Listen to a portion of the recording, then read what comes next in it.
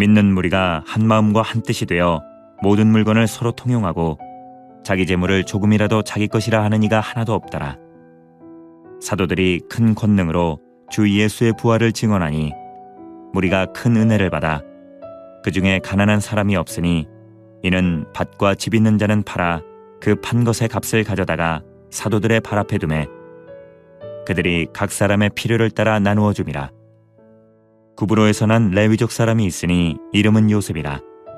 사도들이 일컬어 바나바라 번역하면 위로의 아들이라 하니 그가 밭이 있음에 팔아 그 값을 가지고 사도들의 발 앞에 두니라. 중국의 한이라는 나라가 건국하는 과정 속에서 아주 중요한 두 사람의 인물이 있습니다. 그 인물이 누구냐면 유방과 한신이라는 사람입니다. 유방은 한나라의 황제이고 한신은 군사를 성공적으로 이끌었던 유방의 좋은 장수입니다. 중국의 역사를 기록했던 사마천의 사기를 보면 유방과 한신의 대화가 나옵니다. 일화가 나오는데 참 재밌습니다. 어느 날 유방이 그의 장수 한신에게 이렇게 물어봅니다.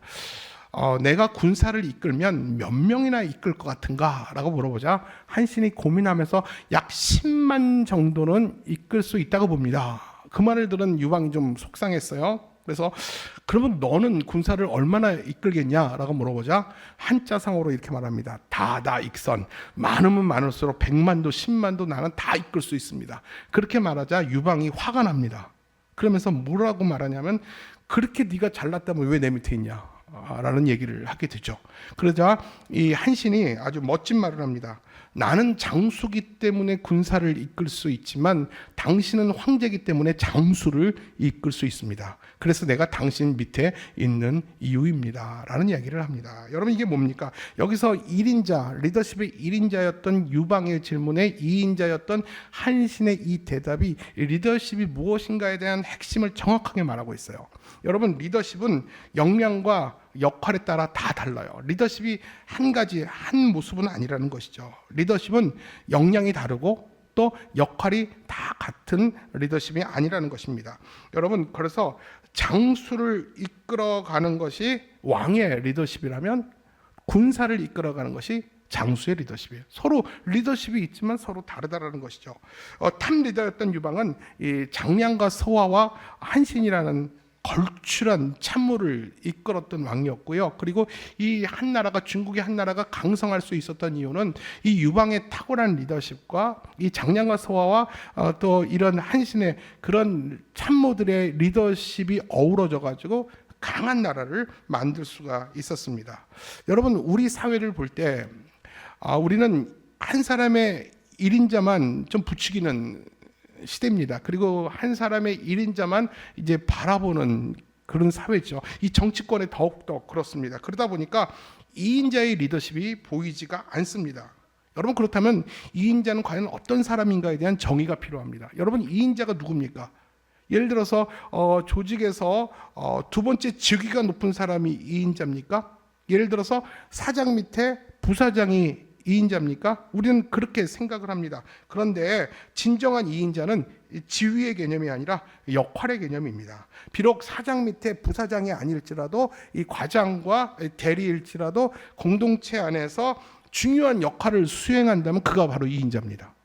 그리고 조직과 공동체 안에서 가장 중요한 역할에 기여하는 참모들, 조직에 있어서 꼭 필요한 중요한 역할을 하는 자들이 직위에 상관없이 그가 바로 2인자 참모라는 것입니다. 그렇기 때문에 리더가 조직을 안정적으로 지속적으로 성장하기 위해서는 항상 곁에 2인자 역할을 할 수 있는 참모들을 항상 양성해야 되며 그 참모들과 항상 협력할 때 이 공동체와 조직이 안정적으로 부응할 수 있습니다. 결국 2인자는 정확하게 말하면 넘버 2가 아니에요. 우리가 이 넘버 2가 아니라 정확한 의미를 말하면 롤 2.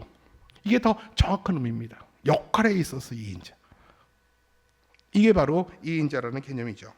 그렇기 때문에 여러분 2인자는 한 사람이 아니라 여러 사람일수록 조직이 훨씬 더 운영이 잘 될 수 있습니다. 절대 독불장군처럼 한 사람의 리더십만 가지고 조직이 건강하게 세워지고 계속 건강히 유지가 될 수 없어요. 그 순간에 반짝 스포트라이트는 받을 수 있지만 한 사람의 리더십은 오래가지 못합니다. 그래서 그 조직에 있어서 공동체에 있어서 2인자가 누구냐? 꼭 한 사람일 필요가 없어요. 그 공동체 안에서 중요한 역할을 하는 사람이 많으면 많을수록, 그 참모들이 많으면 많을수록 이 공동체 조직은 더 안정적으로 건강해질 수 있다는 것입니다. 제가 유방의 리더십에 대해서 좀 더 얘기를 해보겠습니다. 여러분, 그 유방이라는 사람은 농민 출신의 사람입니다. 그렇기 때문에 그는 배움이 없기 때문에 그 역사가들은 그렇게 말해요. 그는 타고난 리더십이 있다. 동네 골목 대장 같은 리더십이 있지만 그는 배움이 없기 때문에 전략적으로 전략하거나 기획하고 행정력이 많이 떨어지는 사람이다. 근데 그런 그가 이 한나라라는 강한 나라를 세울 수 있었던 큰 이유는 뭐냐면 그는 인재 용병술이 있었다. 인재를 잘 활용할 수 있는 능력이 있었기 때문에 건강한 조직을 만들 수 있었다라고 말합니다. 여러분, 그의 인재 중에서 이 장량이라는 사람은 탁월한 전략가입니다. 탁월한 전략가여서 그 머리를 이길 사람이 없었고요. 그리고 그의 참모였던 소아라는 사람은 뛰어난 또 행정가였습니다. 그리고 또 한신이라는 사람은요, 야전사령관으로서 그가 전쟁에 임하면 그를 이길 자가 없었습니다. 이처럼 탁월한 역량을 가진 참모들이 있었기 때문에 이 유방이 한나라라는 최고의 나라를 만들 수가 있었습니다. 여러분, 따라서 한 조직이 성공하고 유지하기 위한 이 리더십은 절대로 한 사람만의 전유물이 될 수 없습니다. 여러분, 탑 리더에게는, 왕에게는, 황제에게는 그에 걸맞는 리더십이 분명히 필요합니다. 그리고 2인자에게도 리더십이 필요한데, 참모들에게도 물론 리더십이 필요한데 세컨드 리더십이 필요합니다. 이 세컨드 리더십이, 이 참모전 리더십이, 이 탑 리더십을 가지면 그 조직은 쿠데타가 일어나고 반역이 일어나고 조직이 운영이 안 돼요. 그러니까 탑 리더는 탑 리더로서의 리더십이 분명히 있어야 돼요. 그 장수들을 이끌 수 있는 탁월한 리더십이 있어야 되고요. 이 참모들은 그 조력자의 리더십, 그 탑 리더를 세울 수 있는, 탑 리더를 빛나게 할 수 있는 이 조력자의 세컨드 리더십이 필요합니다. 그런 세컨드 리더십이 많으면 많을수록, 그런 참모, 조력자들이 많으면 많을수록 이 공동체 조직은 안정적으로 갈 수 있는 것이죠. 그 예를 들어서 조선 왕국을 세운 이성계는 개국공신 정도전에 이 조력으로 인해서 조선이 이루어질 수 있어요. 마찬가지로 여러분, 삼성과 하이닉스, 아니 반대로 하이닉스와 삼성, 요새 하이닉스 정말 잘하고 있습니다. 하이닉스가 잘 되는 이유 중에 하나가 우리 이천신학의 귀도하고 있기 때문에. 물론 아멘이라고 동의를 안 하시네. 이번에 성과급도 엄청 나왔더라고요. 어떻게 하냐고요? 저는 몰랐어요. 주위 목사님들이 저한테 그렇게 문자가 와요. 좋겠다, 홍 목사. 내가 왜 좋아? 야, 역시 이천신학의 복받은 교회야. 하나님의 은혜와 하이닉스의 은혜로 사는 교회야. 내가 거부하지 않았어요. 뭐 그럴 수도 있겠다. 여러분, 이렇게 삼성과 하이닉스가 세계적인 기업이 될 수 있는 게 회장 1인의 리더십이라고 생각하는 사람은 아무도 없어요. 보이지 않는 수많은 자기 역할, 조력한 그 세컨드 리더십의 역할이 있었기 때문에 이 삼성과 하이닉스가 이렇게 최고의 기업이 되는 거 아니겠습니까? 어느 조직이나 공동체든 간에 독불장군은 없어요. 여러분, 건강한 조직, 우리 교회가 건강한 공동체, 여러분의 직장이 건강한 조직이 되려면 여러분 리더와 참모 간의 유기적인 협력과 조화를 통해서 이루어져요. 절대로 나 혼자 잘났다고 되는 것은 절대 아니라는 것입니다. 제가 이런 이야기를 장황하게 한 이유가 있어요.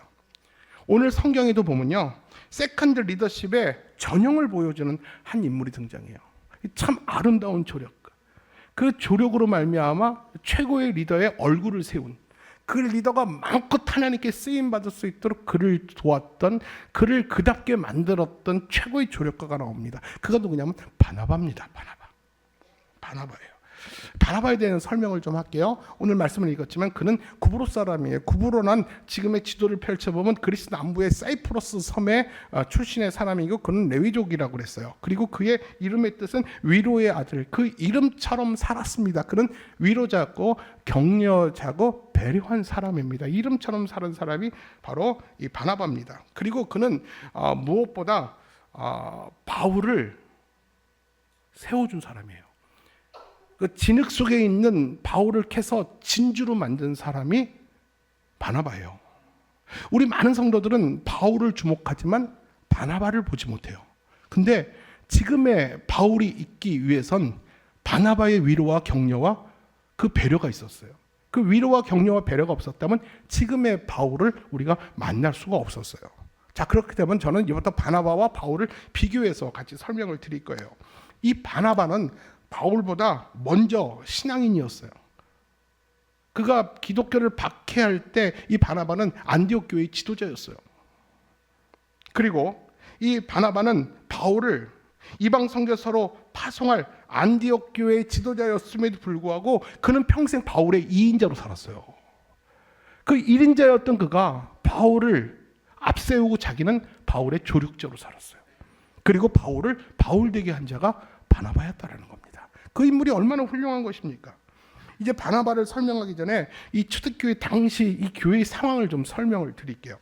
당시 초대교회 성도들은 오늘 저와 여러분이 함께 읽었던 것처럼 예수 그리스도 안에서 한 마음과 한 뜻이 됐습니다. 그리고 초대교회 성도들은 적어도 두 가지에 대한 사실을 믿고 확신했어요. 그 첫 번째 사실은 뭐냐면 모든 재물과 소유는 다 하나님의 것이다.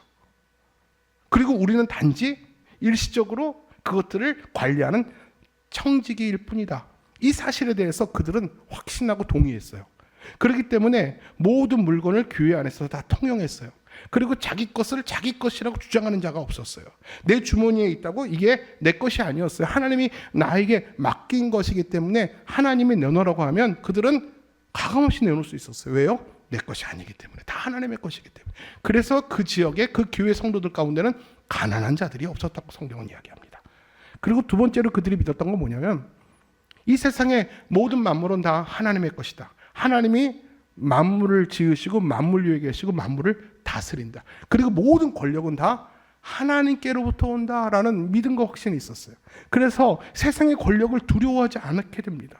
로마의 권력 앞에서도 그들은 당당합니다. 그리고 예수님을 죽였던 종교 지도자들 앞에서도 큰 소리를 치게 됩니다. 여러분, 어떻게 이 사람들이 이렇게 변했을까요? 원래 이 사람들은 쫄보였어요. 쫄보. 예수님을 십자가에 못 박고 이 사울이 막 기독교인들 핍박하고 박해하러 다닐 때 다 바퀴벌레들처럼 다 숨었던 자들이에요. 그런데 도대체 무슨 일이 일어났길래 이들이 이렇게 담대해졌을까요? 도대체 무슨 일이 있었을까요? 오늘 성경에 보니까 그들이 복음의 은혜, 특히 어떤 복음이냐면 십자가와 부활의 복음의 은혜를 받고 그 복음에 사로잡혔기 때문에 이 내면의 역사가, 이 내면의 변화가 실제 삶에서 담대함으로 나타난 거예요. 우리 한번 33절 말씀 볼까요? 시작.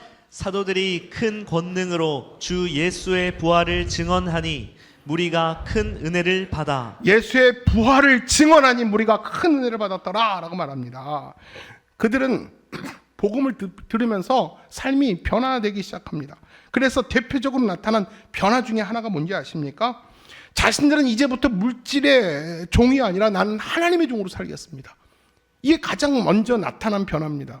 여러분, 돈을 우리만 좋아한 게 아니에요. 그 1세기 초대교회 당시에도 물질이 없으면 대우를 받지 못했어요. 그래서 그들도 돈 하면서 삽니다. 그들은 돈이 목적어였어요. 돈이 주어였어요. 여러분, 제가 물어볼까요? 지금이나 그때랑 뭐가 틀립니까? 여러분, 돈이 여러분 인생의 수단입니까? 목적입니까? 다시 말할까요? 여러분, 돈이 주인이에요? 여러분이 주인이에요? 내가 주인이죠. 돈은 수단이죠. 근데 실제 우리는 그렇지 않게 살잖아요. 돈이 목적이 돼버렸잖아요. 돈. 왜 사람의 눈이 동그라냐 하면 돈에서 눈이 동그랗대요. 일리가 있죠. 그래서 성경은 돈을 사랑하지 마라. 돈을 사랑하면 일만하게 뿌리라. 자본주의 사회는 더욱더 이 돈이 이 만능이죠. 이 배금주의 속에 살아가면 돈이 신이에요. 1세기 때도 마찬가지였어요. 근데 그들이 예수 그리스도의 복음과 부활의 복음이 들어오면서 삶의 변화가 일어나기 시작하는데 그들이 결단하고 고백한 게 뭐냐면 더 이상 돈이 우리 주인이 아니라 예수 그리스도가 우리의 주인입니다. 이 고백이 일어나기 시작했어요. 저는 이 말씀을 보면서 어떤 고백을 했냐면 도대체 어떤 은혜를 그들이 받았길래 그들의 삶이 바닥부터 이렇게 변했을까? 이 쫄보들이 어떻게 이렇게 담대했으며 돈 하며 살던 자들이 어떻게 그렇게 그 돈과 물질을 하나님 앞에 내려놓는 자들이 될 수 있었을까? 우리도 은혜를 받는데 왜 우리 안에는 그런 변화가 없을까라는 생각을 했어요. 사랑하는 여러분, 삶을 변화시키는 은혜를 받는다라는 것은 일시적으로 가슴이 뭉클해지거나 내가 말씀에 동의가 되어서 잠시 눈시울이 뜨거워지는 이런 감정적인 것이 은혜 받는 게 아니에요. 그것도 물론 은혜 받는 것이죠. 그게 다가 아니라는 것입니다. 그렇게 마음에 감동을 받고 돌아가면 여러분 똑같이 집에 가서 돈 끌어안고 있잖아요. 돈이 나의 여호와이시고 나의 주인이시잖아요. 여러분 이게 우리 형편이에요. 여러분 삶을 진짜 변화시키는 은혜는요, 하나님 말씀 앞에, 그 복음 앞에 내 삶을 전부 내려놓고 실제로 그 말씀대로 살아가는 행위를 동반할 때입니다. 돌아서는 행위가 있어야 돼요. 결단하고 결심하는 게 아니라 가던 발걸음을 돌아서는 거예요. 내 행위가 동반되지 않는 결단과 결심은 아무것도 아니라는 것이죠. 돌아서야 됩니다. 실제적으로 그 우상들을 하나님께 내려놔야 돼요. 그동안 초대교회 성도들은 물질이 주인되어 그 지배 아래에 살았던 자들이에요. 돈이 시키는 대로 했어요. 돈이 시키는 대로 했어요. 돈을 더 많이 준다면 그냥 그것에 맹종하면서 주인으로 그냥 머리 쳐박고 그렇게 돈 준다면 그렇게 살았어요. 돈이 주인이죠.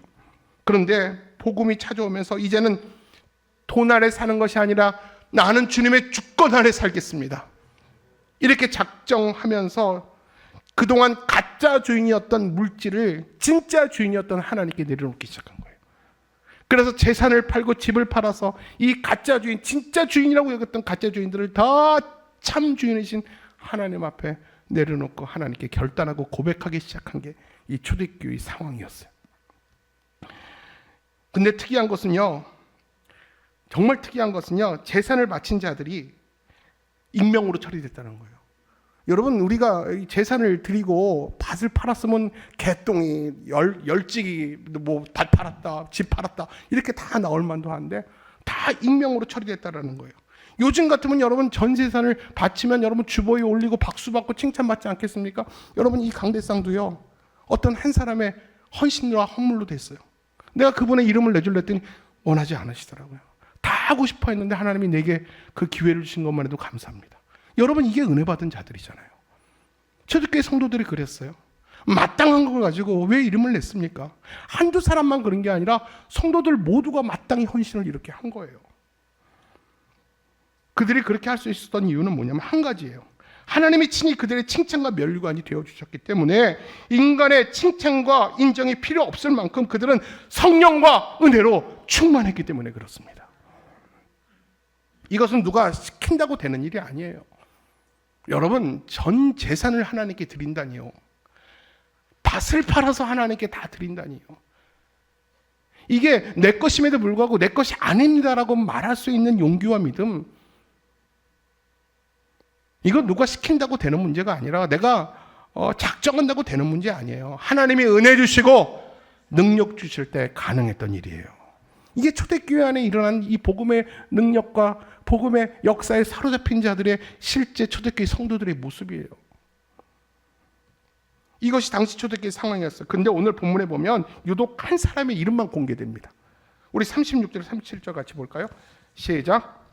구브로에서 난 레위족 사람이 있으니 이름은 요셉이라. 사도들이 일컬어 바나바라 번역하면 위로의 아들이라 하니 그가 밭이 있음에 팔아 그 값을 가지고 사도들의 발 앞에 두니라. 왜 유독 바나바의 이름만 기록됐을까요? 그가 드린 재산이 다른 사람보다 많이 드렸기 때문이니까 아니에요. 여러분 잘 들어보세요. 그는 사도행전에 있어서 바울을 도왔던, 바울을 바울답게 했던 아주 중요한 인물로 그가 등장을 합니다.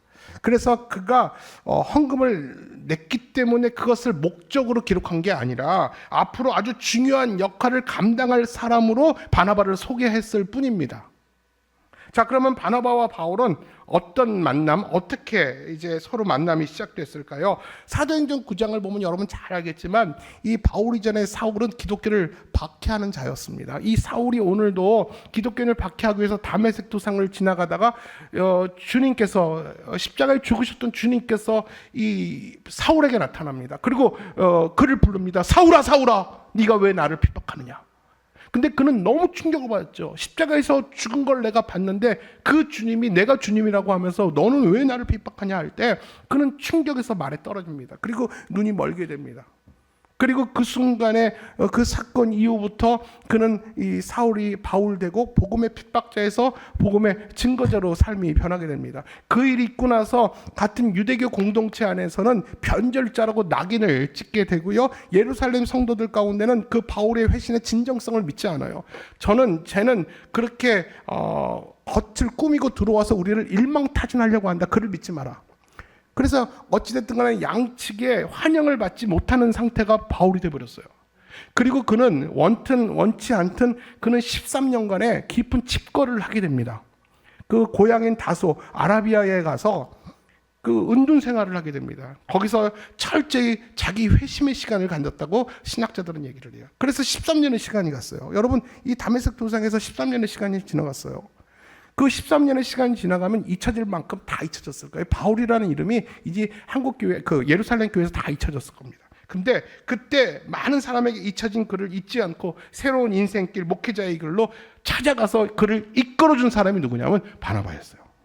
다 잊어버렸을 때, 다 기억하지 못했을 때 이 바나바는 13년 전에 그를 찾아가서 이 복음의 원수였던 그를 찾아가서 격려하고 위로하고 그의 손을 잡아서 다시 사명의 길로, 다시 목회자의 길로, 다시 새로운 인생의 찬스로 그를 불러준 사람이 바나바였다라는 것입니다.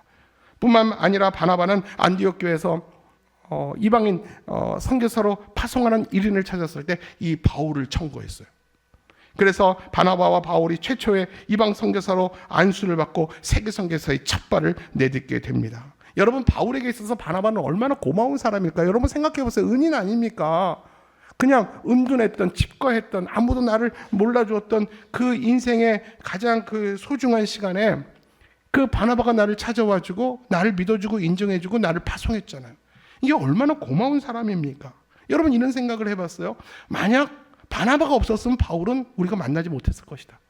물론 하나님이 하시면 하겠죠.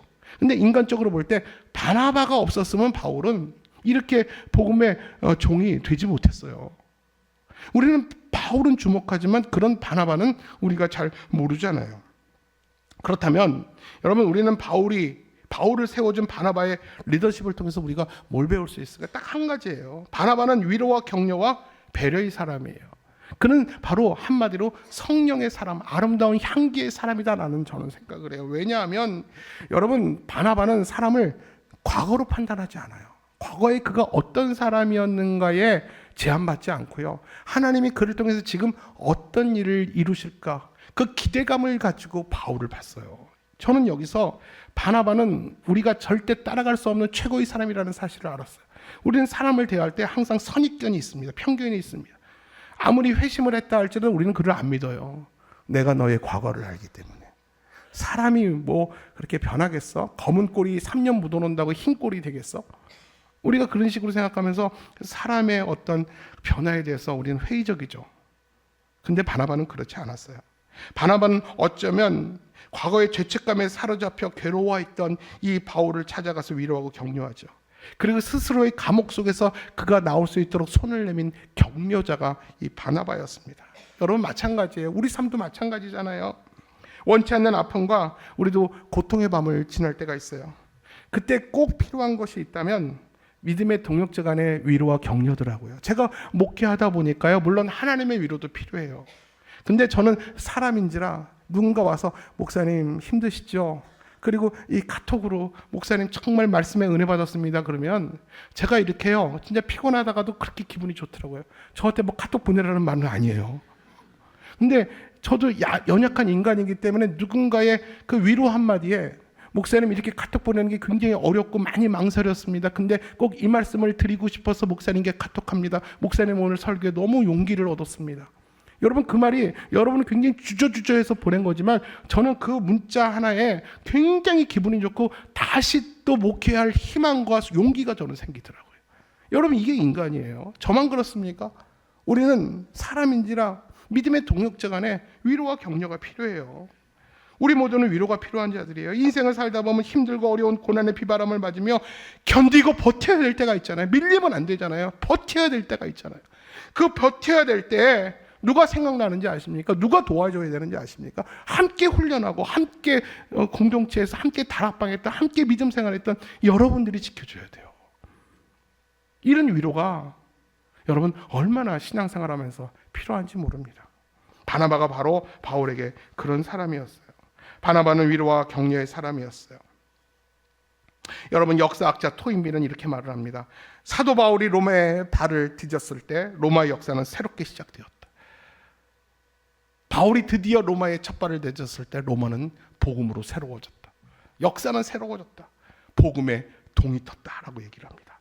이처럼 여러분 믿음의 공동체 안에서 한 사람의 위로와 배려의 힘이 얼마나 놀라운 역사가 일어났는지 우리는 이렇게 볼 수가 있잖아요. 사도 바울로 인해 마침내 로마는 세계 복음의 전초기지를 이루었어요.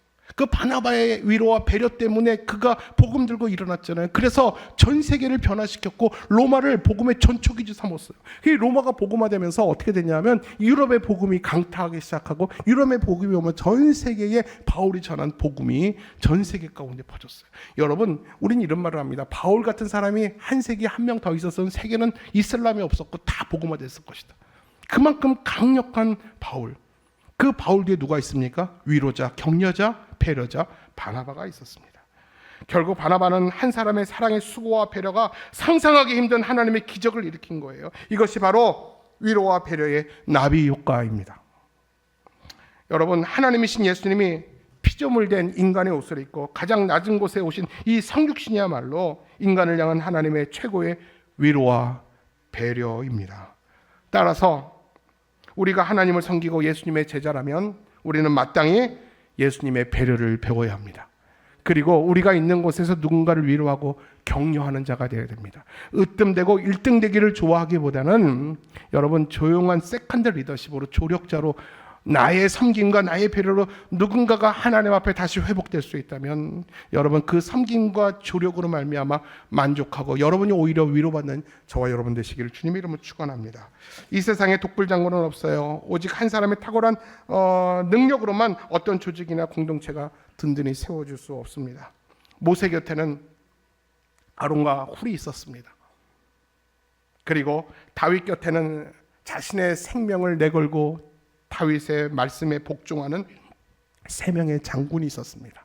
그리고 바울 곁에는 지금처럼 바나바가 있었고 아들 같은 디모데가 있었고 바울 위해서 전 재산을 드릴 수 있는 아굴라와 브리스길라 같은 충성스러운 부부가 있었습니다.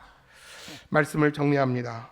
바나바의 세컨드 리더십의 몇 가지 특징을 정리해 보면 이 바나바는 자기보다 뛰어난 사람을 세우는 리더십이 있었어요. 여러분 다 1등이 되겠습니까? 다 대통령이 되겠습니까? 다 왕이 되겠습니까?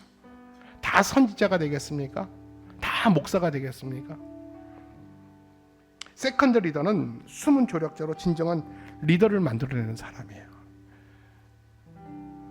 이 세컨드 리더, 이 참모의 역할을 잘하는 많은 사람이 있을수록 공동체는 더욱더 건강해집니다. 두 번째로 바나바는 격려와 신뢰와 배려를 통해서 사람을 계속해서 성장시킨 사람이에요. 세 번째로 바나바는 팀워크 중심의 협력하는 리더십이었어요. 여러분 바나바는요 선교 초기에 바울보다 훨씬 더 주목받고 선교 중심에 있던 사람이에요. 근데 시간이 가면서 자연스럽게 바울이 선교의 중심이 되는 상황을 바나바는 받아들입니다. 이것도 수동적으로 파워 게임에 져서 밀리는 게 아니고요. 바울을 위해 기꺼이 자신의 자리와 역할을 그 바울에게 드린 사람이에요.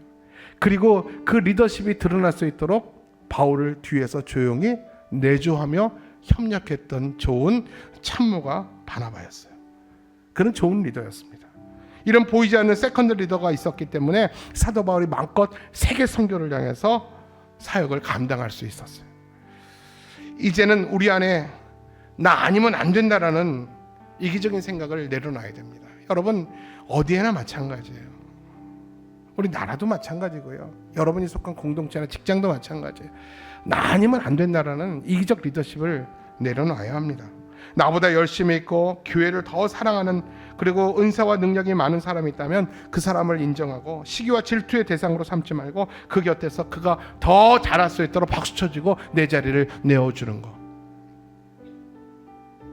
이런 세컨드 리더십에 만족하며 그것이 은사라고 여기며 이것이 하나님이 기뻐하시는 일이라고 생각하면서 그 세컨드 리더십을 통해서 하나님의 교회를 건강하게 세워가는 사람이 많을 때 하나님은 그런 자들을 통해서 교회에게 복 주실 줄 믿습니다.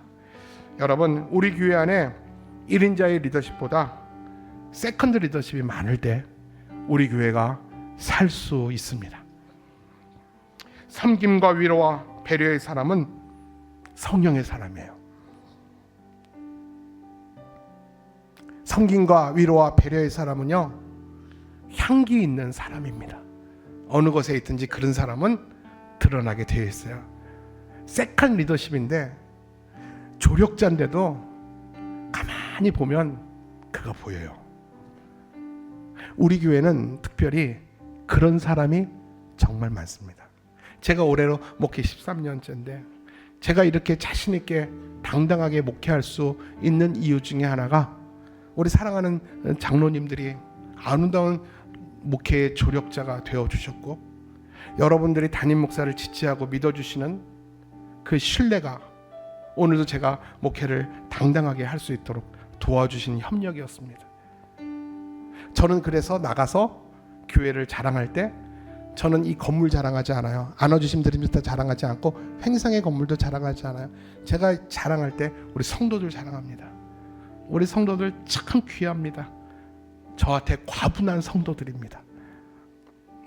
여러분, 이 아름다운 조력의 리더십, 하나님 나라의 영광을 위해서 내가 내 어깨를 빌려줄 수 있는 겸손한 리더십, 그 아름다운 조력의 리더십, 세컨드 리더십이 결국 그래서 하나님의 나라가 그 어깨를 밟고 올라갈 수 있다면 여러분은 참된 복된 하나님의 귀한 성도들이 된 줄로 믿습니다.